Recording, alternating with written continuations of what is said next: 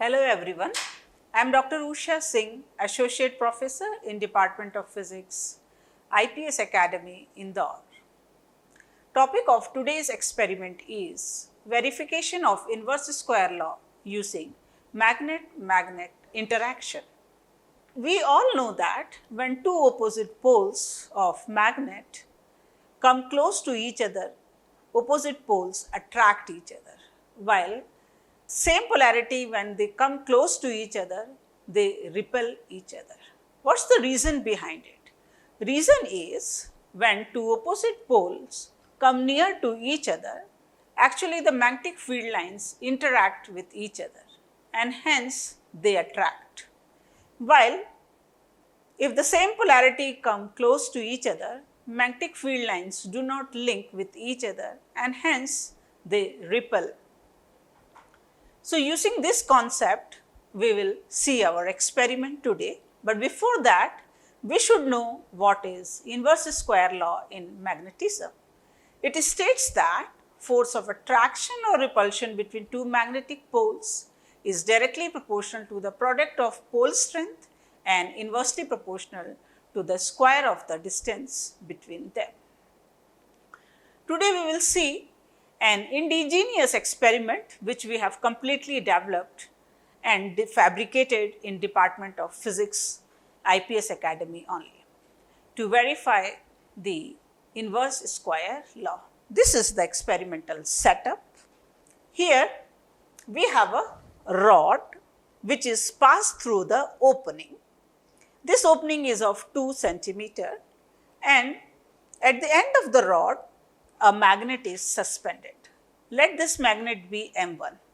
And here we have a scale and we can note the reading of the magnet. This will tell us the center of the position of the magnet. Now, what we have done, we have one weightless thread which is passed through the pulley and a pan is suspended through it. And there is another magnet M2 which is kept in repulsive mode with respect to the magnet M1. Now what will happen, since these are in repulsive mode, this magnet will be repelled to this side. But because of this weight of the pan, this is shifted towards this side and we have to set the position of the magnet in such a way that the rod comes in the center. This is called as zero setting of the equipment. Once this is set, what we can do, we can place the weight in the pan. This is 5 grams. Let us place this weight 5 grams in the pan. Now this rod has been shifted to this side. Now important is here what physics is acting behind this. See, when we have kept the pan, weight in the pan, due to the repulsive force, due to the magnetic repulsive force, a torque is acting between this point of suspension and the magnet about the axis of rotation. And we know that torque is equal to force multiplied by this perpendicular distance. Since this is at 90, or you can say torque is equal to F cross R or Fr sin theta. Since this angle is 90 degree, we can consider sin theta as 1. So, we will get torque is equal to force into perpendicular distance. Now, the one torque is acting between this point and the magnet M1 about the axis of rotation, and another torque is acting due to force of gravity between this pan and this point of suspension. Now, at the equilibrium condition, what will happen? The torque due to magnetic force, magnetic repulsive force, and torque due to this force of gravity will balance. But how we can achieve this equilibrium condition? What we have to do, by the help of this knob, we can rotate, we can shift the magnet in this direction so that this is simple movement, so that the rod comes in the center. Now, when the rod will come in the center, what we can do? We can note the position of this pointer. And this position is the initial position, and we have to bring the pointer in this initial position. Now, once this pointer comes in the initial position, we can note this read. Now, this will give us the distance between the two magnet center to center position, difference we will get. Okay. Now, what we can do, again we can add some weight. For example, again I am adding some weight. This is 5 grams, so total it is 10 grams. Again we can shift using this knob, and we can bring the rod in the center. So, what we have to do, we have to keep on changing the weight in the pan, and we have to shift the position of the magnet, and we have to try to bring the rod in the center. Once this comes in the center, it is the balanced condition or the equilibrium condition. In this case, what will happen? The two torque will balance each other. Let us see the theory. See, when we have a torque due to magnetic force, let the torque be equal to F1 multiplied by R1, which is equal to mu m1 m2 upon 4 pi r square multiplied by R1. Here m1 and m2 are the pole strength of the magnetic poles, mu is permeability, r is the separation between the poles, and capital R1 is the distance between the point of suspension and the magnet m1 about the axis of rotation.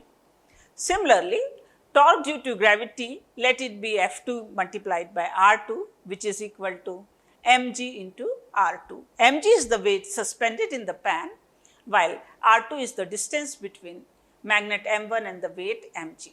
Remember that weight suspended includes the weight of the pan also.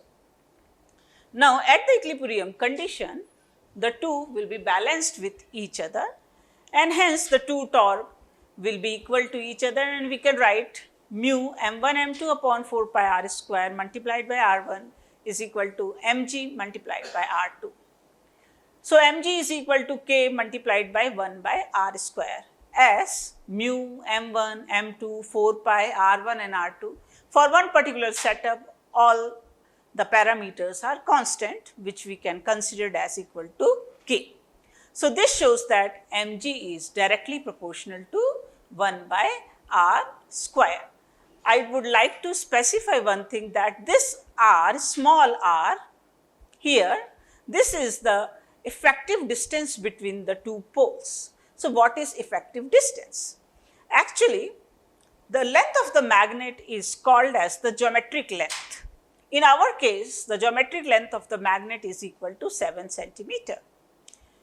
But actually, the poles are not situated exactly at the corner, they are situated little bit inside the magnet, and their position is 0.85 into the length of the magnet. So, that is called as effective length, and for our case effective length is 0.85 into 7, which is equal to 5.95 centimeters. So, in order to calculate the effective distance between the two poles, that means this and this, what we have to do?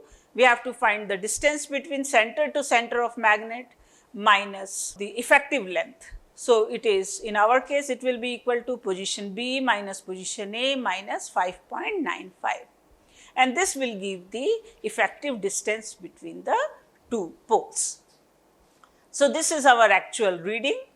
Effective distance between the two poles is shown here. And then what we have done? We have calculated r square and then 1 by r square, and weight we know, which we have measured, we can measure, we can see in our pan, and hence using the formula m into g, g is 981 we have taken, and on solving we get the force is equal to, for different values in dyne per centimeter square, which is shown in the table. Now, we can plot the graph between the weight mg and 1 by r square, keeping 1 by r square on the x-axis and mg on the y-axis, and we see that the graph is linear.